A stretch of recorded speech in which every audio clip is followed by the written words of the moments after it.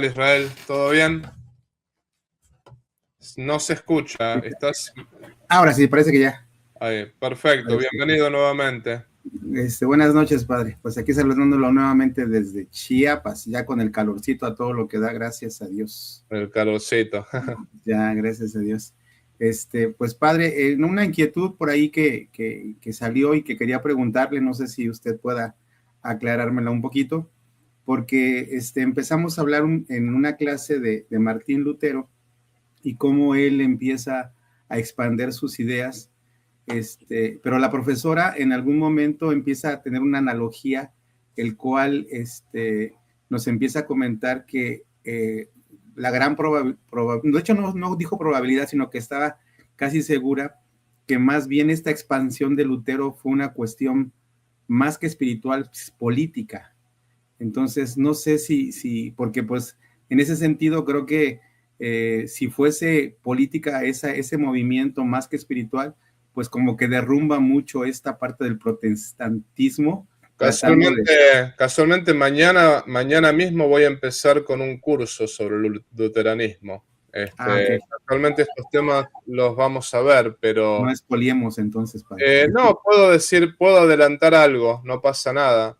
La profesora en cierto sentido tiene razón, pero hay que considerar que, más bien dicho, Lutero era un hombre religioso, no podemos negarlo eso. Él particularmente equivocado, obviamente muy equivocado, pero él era un hombre religioso hasta los tuétanos en cuanto tal, ¿no?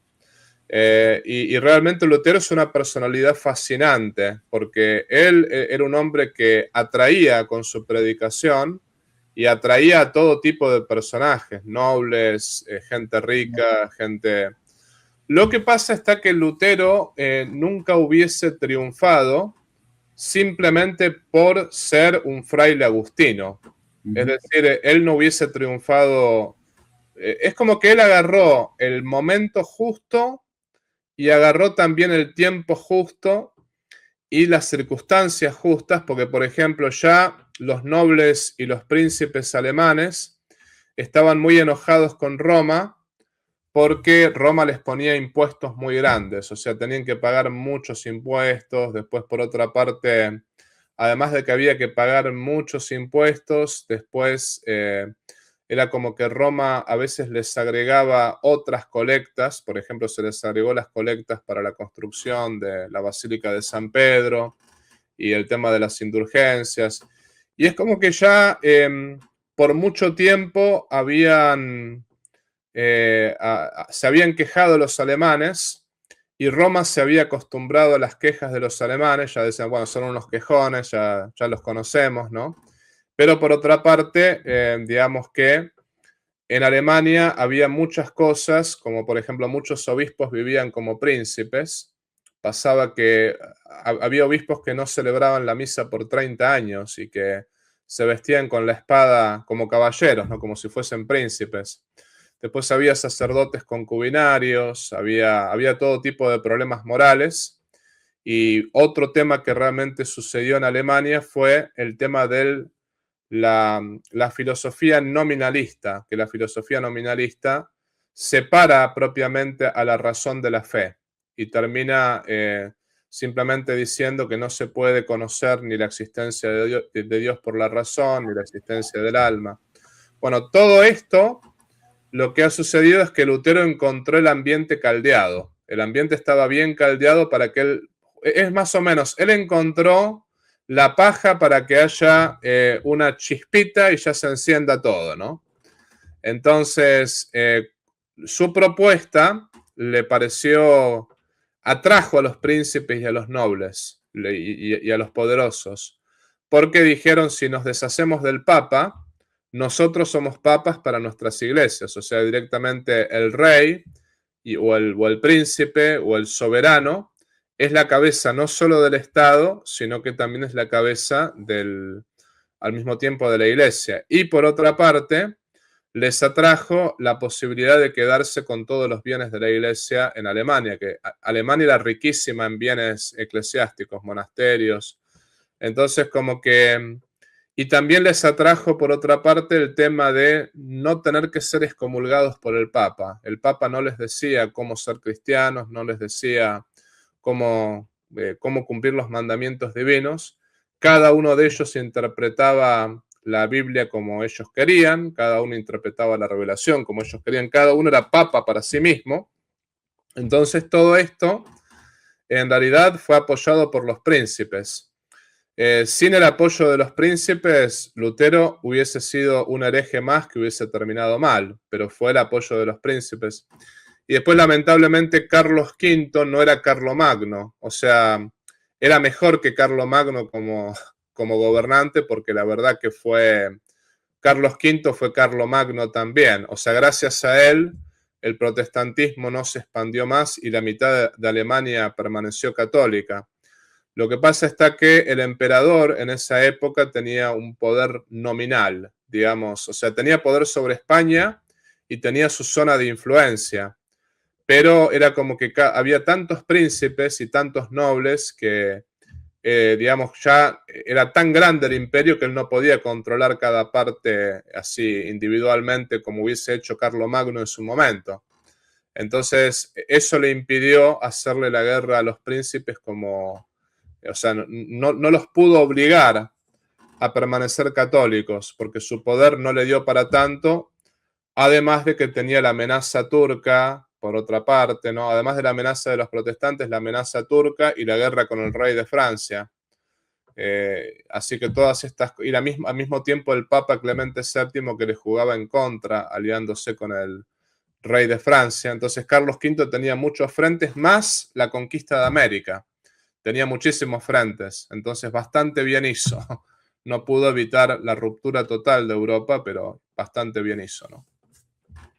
Claro, entonces, y es que se me hace un poquito, usted inicia diciéndome que Lutero era católico hasta los huesos, es decir, sí tenía una profesión. No católico, no, religioso. Religioso, sí.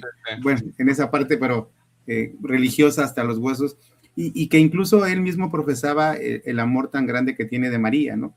Entonces, se me hace así como que un poquito deshonesto, entonces, en este momento que los protestantes tomen de él únicamente las cosas que convienen, ¿no? Para esa separación, es decir, toman lo que Lutero, o sea, no toman el total de Lutero a estos días, o sea, si fueran realmente, allegados a él, yo creo que no habría ni siquiera esa controversia de María en cuanto que es la madre de Dios. Entonces, en ese sentido, a veces se me hace un poquito deshonesto que agarren a Lutero como su estandarte cuando era en algún momento, pues, creo que fue fiel a la fe, ¿no? Definitivamente, como dice usted, si no se hubiera, creo que estuvo en el momento adecuado, en el punto adecuado, con las personas adecuadas, para poder empezar a hacer todo este revuelo que hasta hoy en día, pues actualmente tenemos, ¿no? Sí, sí. Y Lutero, bueno, lo que los protestantes imitan de él, pero no todos los protestantes, sino los sectarios. Los sectarios imitan de él esto. Lutero era esencialmente anticatólico. Desde ese punto de vista no podemos... Por ejemplo, estos polemistas, llamémoslo polemistas porque no son apologistas, ¿no? Pero estos polemistas que aparecen ahí en YouTube, cuando aparecen con todas estas cuestiones anticatólicas.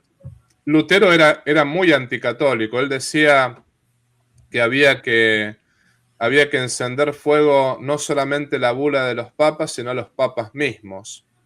Y después Lutero también decía, al Papa lo llamaba con un montón de adjetivos, los que puedo repetir, por ejemplo, lo llamaba cerdo, lo llamaba asno, lo llamaba el vicario de Satanás, un montón de cosas. Nada cristiano. Sí, Lutero terminó siendo muy, muy anticatólico, y lo mismo terminó cayendo en una soberbia muy grande, porque él decía... Aunque 1000 Agustines o 1000 Ciprianos me contradigan, yo tengo razón, ellos están equivocados. Aunque todos los santos padres, aunque todos los concilios, todos están equivocados, yo me apego a la Escritura. Y el problema era que se apegaba a su interpretación de la Escritura, porque no se pudo poner de acuerdo con Zwinglio, por ejemplo, en el coloquio de Marburgo, ahí, ¿no? No se pudo poner de acuerdo con Zwinglio sobre un pasaje bíblico, que justamente los dos apelaban a la Escritura. Y Zwinglio decía que había presencia real de Cristo en la Eucaristía. Perdón, Lutero decía que había presencia real de Cristo en la Eucaristía, aunque lo decía hablando de la empanación, que ese es otro tema, pero... Y Zwinglio decía que no, que era un símbolo. Sobre eso no se pudieron poner de acuerdo. Y Lutero mismo reconoce su error, aunque no da vuelta atrás, pero en su carta a los cristianos de Amberes, él dice claramente, unos dicen que Cristo es Dios, otros dicen que Cristo no es Dios, unos dicen que hay que bautizar a los niños, otros dicen que no. Cada uno interpreta la Biblia según su propia opinión. Y medio que a la mujer le dijo, esta ex monja le dijo, ¿no convendría volver atrás? No, o sea, no deberíamos reconocer el error. Y ahí Lutero dijo, no, el carro ya avanzó demasiado. O sea, me dicen que por soberbia él no quiso dar vuelta atrás, ¿no? Pero bueno, esencialmente Lutero no la tenía con la Madre de Dios, o sea, no se metía, era más mariano que todos los protestantes de hoy, pero era esencialmente anticatólico, eso es lo que ellos imitan. Claro. Y lamentablemente imitan lo que no deberían imitar desde ese punto de vista, ¿no? Claro, padre. Bueno, pues esa era ahorita, tenía otra duda, pero creo que ya no hay tiempo para que ya dejemos que pasen otros hermanos a exponerle.